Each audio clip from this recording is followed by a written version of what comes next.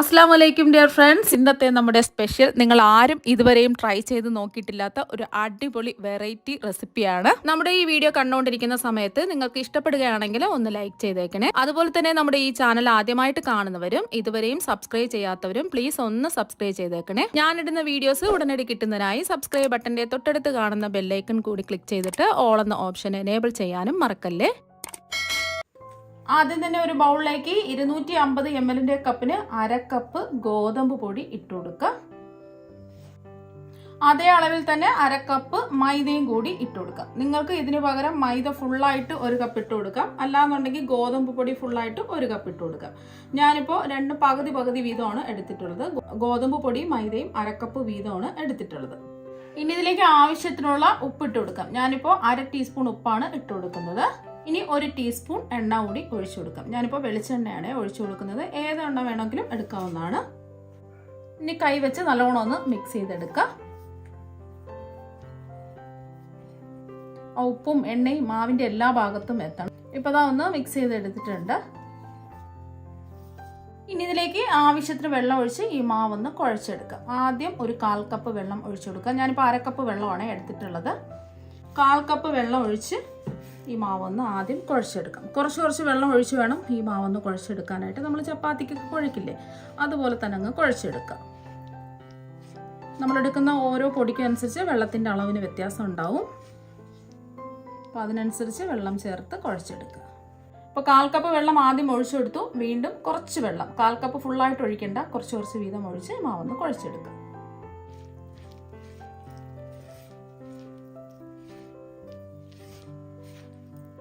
വീണ്ടും കുറച്ച് വെള്ളം ഒഴിച്ചു കൊടുക്കാം. നല്ലോണം ഒന്ന് കുഴച്ച് ഉരുട്ടിയെടുക്കാം.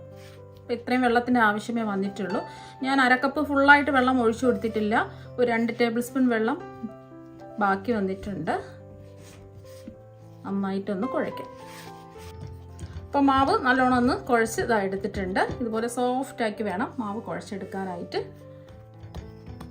ഇനി മാവ് കുറച്ചും കൂടെ ഒന്ന് സോഫ്റ്റായി കിട്ടുന്നതിന് വേണ്ടിയിട്ട് കുറച്ച് നേരം ഒന്ന് റെസ്റ്റ് ചെയ്യാൻ വെക്കണം. അപ്പോൾ അതിൻ്റെ പുറം ഒന്ന് ഡ്രൈ ആവാതിരിക്കാൻ വേണ്ടിയിട്ട് ഒരു 1/4 ടീസ്പൂൺ എണ്ണ ഒഴിച്ചു കൊടുക്കും. ഞാൻ വെളിച്ചെണ്ണയാണ് ഒഴിച്ചു കൊടുക്കുന്നത്. ഇനി ഇത് മൂടി വെച്ച് കൊടുക്കാം.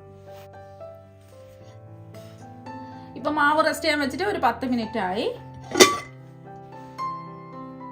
ഇപ്പം കണ്ടിലെ മാവ് കുറച്ചും കൂടെ സോഫ്റ്റ് ആയിട്ട് വന്നിട്ടുണ്ട്. ഇനി ഇതിൽ നിന്നും ഒരേ വലിപ്പത്തിലുള്ള ഉരുളകളാക്കി എടുക്കാം. കുറച്ച് മാവ് എടുക്കുക, ഒന്ന് ഉരുട്ടിയെടുക്കാം.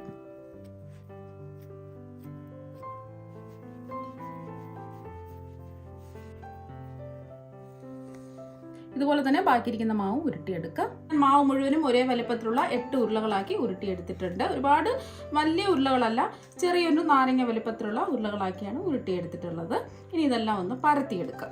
നമ്മൾ ഉരുട്ടിയെടുത്ത ഉരുളകളൊന്ന് പരത്തിയെടുക്കുന്നതിന് വേണ്ടിയിട്ട് കൗണ്ടർ ടോപ്പിൽ കുറച്ച് പൊടി മാവ് ഇട്ട് കൊടുക്കുക. ഗോതമ്പ് പൊടിയാണ് ഇട്ട് കൊടുത്തിട്ടുള്ളത്.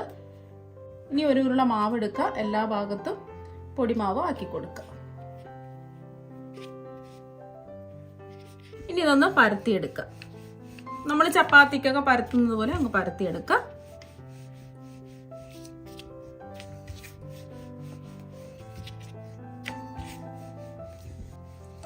ഇപ്പൊ ഇതാ പരത്തി എടുത്തിട്ടുണ്ട്.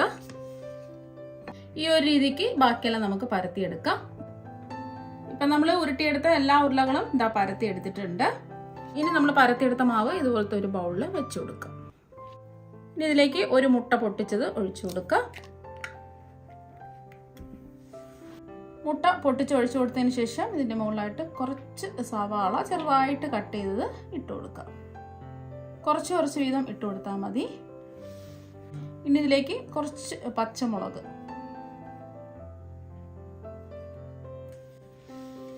അവരവരുടെ എരിവിനനുസരിച്ച് പച്ചമുളക് ചേർത്ത് കൊടുക്കുക. കുറച്ച് ക്യാപ്സിക്കം ഇട്ട് കൊടുക്കുക. അപ്പോൾ നിങ്ങൾക്ക് എന്തൊക്കെ വെജിറ്റബിൾസ് ഉണ്ടോ അതൊക്കെ ചേർത്ത് കൊടുക്കുക. കുറച്ച് തക്കാളി ചെറുതായിട്ട് കട്ട് ചെയ്തും കൂടി ഇട്ട് കൊടുക്കുക. എല്ലാം കുഞ്ഞായിട്ട് കട്ട് ചെയ്തെടുക്കുക. ഇതിൻ്റെ മുകളിലായിട്ട് കുറച്ച് ചീസ് ചെറുതായിട്ട് കട്ട് ചെയ്തിട്ട് കൊടുക്കുക. ചീസ് ഉണ്ടെങ്കിൽ ഇട്ട് കൊടുത്താൽ മതി, ഇല്ലെങ്കിൽ ചീസ് ഒഴിവാക്കാം. അപ്പോൾ ചീസൊക്കെ ഇട്ട് കൊടുക്കുമ്പോൾ കുട്ടികൾക്കൊക്കെ എന്തായാലും ഇഷ്ടമാവും. അപ്പോൾ ചീസും ഇട്ട് കൊടുത്തിട്ടുണ്ട്. ഇനി ഇതിലേക്ക് ഒരു നുള്ള് ചില്ലി ഫ്ലേക്സ് ഇട്ട് കൊടുക്കാം. ചതച്ച മുളകാണ്. കടയിൽ നിന്നും ചില്ലി ഫ്ലേക്സ് വാങ്ങാൻ കിട്ടും. ഇന്ന് വാങ്ങുന്ന ചില്ലി ഫ്ലേക്സ് ആണെങ്കിൽ അത് ഇട്ട് കൊടുക്കുക. അല്ലെങ്കിൽ വീട്ടിലില്ല എന്നുണ്ടെങ്കിൽ കുറച്ച് വറ്റൽമുളക് എടുത്ത് മിക്സിയിൽ ജാറിലിട്ട് ജസ്റ്റ് ഒന്ന് പൊടിച്ചെടുത്താൽ മതിയാകും. അപ്പോൾ ഉണ്ടെങ്കിൽ ഇട്ട് കൊടുക്കുക, അല്ലെങ്കിൽ ഒരു നുള്ള് മുളക് പൊടി ഇട്ട് കൊടുത്താലും മതി. അതുപോലെ തന്നെ ഒരു നുള്ള് കുരുമുളക് പൊടിയും കൂടി ഇട്ട് കൊടുക്കാം. ഞാനിപ്പോൾ പൊടിയാണ് ഇട്ട് കൊടുക്കുന്നത്. കുരുമുളക് ചതച്ചെടുത്ത കുരുമുളകാണെന്നുണ്ടെങ്കിൽ കുറച്ചും കൂടെ ടേസ്റ്റ് ഉണ്ടാവും. ഒരു നുള്ള് ഇട്ട് കൊടുത്താൽ മതി, കൂടി പോകരുത്. അതുപോലെ തന്നെ ഇതിലേക്ക് ആവശ്യത്തിനുള്ള ഉപ്പിട്ട് കൊടുക്കാം. ഒരു നുള്ള് ഉപ്പിട്ട് കൊടുക്കാം. ഇതുപോലെ വിതറി ഇട്ട് കൊടുക്കുക. എല്ലാം ഇട്ട് കൊടുത്തിട്ടുണ്ട്. ഇതിലേക്ക് നിങ്ങൾക്ക് വേണമെന്നുണ്ടെങ്കിൽ മല്ലിയില ചെറുതായിട്ട് കട്ട് ചെയ്തത് കുറച്ച് വീതം ഇട്ട് കൊടുക്കാം. ഞാനിപ്പോൾ മല്ലിയില ഇട്ട് കൊടുക്കുന്നില്ല, ഇത്രയും മാത്രമേ ഇട്ട് കൊടുക്കുന്നുള്ളൂ. അതുപോലെ തന്നെ എന്തൊക്കെ വെജിറ്റബിൾസ് നിങ്ങൾക്ക് ഇതിലേക്ക് ചേർക്കാൻ പറ്റുന്നോ അതൊക്കെ കുഞ്ഞു കുഞ്ഞായിട്ട് അരിഞ്ഞെടുത്ത് ഇതിലേക്ക് ചേർത്ത് കൊടുക്കാവുന്നതാണ്. ഇനി നമ്മൾ പരത്തിയെടുത്ത ഒരു ചപ്പാത്തിയുടെ മാവില്ലേ, അതിൻ്റെ മുകളിലായിട്ട് ഇങ്ങനെ വെച്ച് കൊടുക്കുക. ഇതുപോലെ ഒന്ന് പ്രസ് ചെയ്ത് കൊടുക്കുക. നല്ലോണം ഒന്ന് പ്രസ് ചെയ്യുക. ഇതുപോലെ പ്രസ് ചെയ്ത് ഇതിൻ്റെ മാവ് നമുക്ക് ഇതുപോലെ ഒന്ന് വിരൽ വെച്ച് തന്നെ കട്ട് ചെയ്ത് മാറ്റാം. മാവ് ഇളകി പോകരുത്, നല്ലോണം ഒന്ന് പ്രസ് ചെയ്ത് വേണം ഇങ്ങനെ ചെയ്യാൻ വേണ്ടിയിട്ട്. കൈവച്ച് തന്നെ മാവ് കട്ട് ചെയ്തെടുത്തിട്ടുണ്ട്. ബാക്കി വന്ന മാവ് കളയേണ്ട ആവശ്യമില്ല, ഇതുപോലെ തന്നെ നമുക്ക് ചെയ്തിട്ടെടുക്കാം. നല്ലോണം ഒന്ന് പ്രസ് ചെയ്ത് കൊടുക്കുക, അല്ലെങ്കിൽ ഇത് ഇളകിപ്പോകും. ഈ സൈഡൊക്കെ ഒന്ന് ഒട്ടിച്ചു കൊടുക്കുക. ഇതുപോലെ തന്നെ നമുക്ക് ബാക്കിയെല്ലാം ചെയ്തിട്ടെടുക്കാം. ഇനി ഇതൊന്ന് ഫ്രൈ ചെയ്തെടുക്കുന്നതിന് വേണ്ടിയിട്ട് ഞാനിവിടെ ഒരു കടായിലേക്ക് ഒരു 1/4 കപ്പ് വെളിച്ചെണ്ണ ഒഴിച്ചു കൊടുത്തിട്ടുണ്ട്. എണ്ണ ദാ ചൂടായി. ഇനി നമ്മൾ മാവൊക്കെ ഷേപ്പ് ചെയ്ത് വെച്ചിരിക്കുന്ന ബൗളിലെ അതൊന്ന് കമിഴ്ത്തിയിട്ട് കൊടുക്കുക. ഒരുപാട് ഓവറായിട്ട് എണ്ണ എടുക്കരുത്.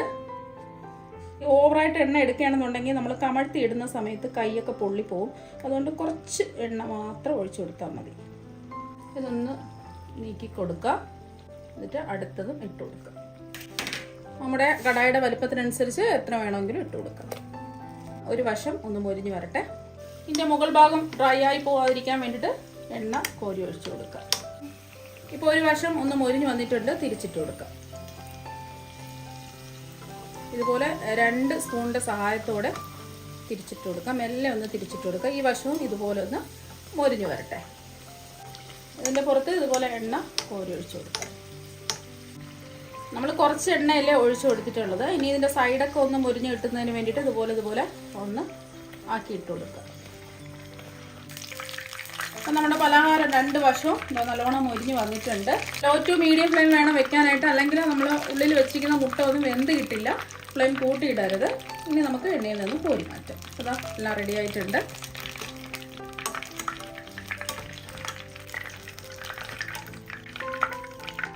ഇതുപോലെ തന്നെ നമുക്ക് ബാക്കിയെല്ലാം ചെയ്തിട്ടെടുക്കാം. ഇപ്പം നമ്മുടെ പലഹാരമെല്ലാം ഇവിടെ ഫ്രൈ ചെയ്തെടുത്തിട്ടുണ്ട്. നല്ല അടിപൊളി ടേസ്റ്റാണ് കഴിക്കാനായിട്ട്. കുട്ടികൾക്കും മുതിർന്നവർക്കും എല്ലാവർക്കും ഒരുപോലെ ഇഷ്ടമാകും. ഇതിന് പ്രത്യേകിച്ച് കറിയുടെ ഒന്നും തന്നെ ആവശ്യമില്ല. ബ്രേക്ക്ഫാസ്റ്റ് ആയിട്ടും ഡിന്നറായിട്ടും എപ്പോൾ വേണമെങ്കിലും വളരെ പെട്ടെന്ന് തന്നെ ചെയ്തെടുക്കാൻ പറ്റും. ഇനി ഇതിൽ നിന്നും ഒരെണ്ണം എടുത്ത് കാണിച്ചു തരാം. ഒട്ടും തന്നെ എണ്ണയൊന്നും കുടിച്ചിട്ടില്ല, നല്ല സോഫ്റ്റ് ആയിട്ടാണ് ഇരിക്കുന്നത്. ഇനി ഇതൊന്ന് മുറിച്ചും കൂടി കാണിച്ചു തരാം. പുറത്ത് നല്ല ക്രിസ്പി ആയിട്ടാണ് ഇരിക്കുന്നത്, നല്ല ചൂടാണ്. ഇതൊന്ന് മുറിച്ചും കൂടി കാണിച്ചു തരാം. അപ്പോൾ മുട്ടയൊക്കെ നല്ലോണം വെന്ത് അടിപൊളിയായിട്ട് വന്നിട്ടുണ്ട്. അപ്പോൾ നിങ്ങളെല്ലാവരും ഇതുപോലെ ഒരു പ്രാവശ്യം ഒന്ന് ട്രൈ ചെയ്ത് നോക്കുക. തീർച്ചയായും നിങ്ങൾക്ക് എല്ലാവർക്കും ഒരുപാട് ഇഷ്ടമാകും. അപ്പോൾ നമുക്ക് മറ്റൊരു വെറൈറ്റി വീഡിയോ ആയിട്ട് വീണ്ടും കാണാം. താങ്ക്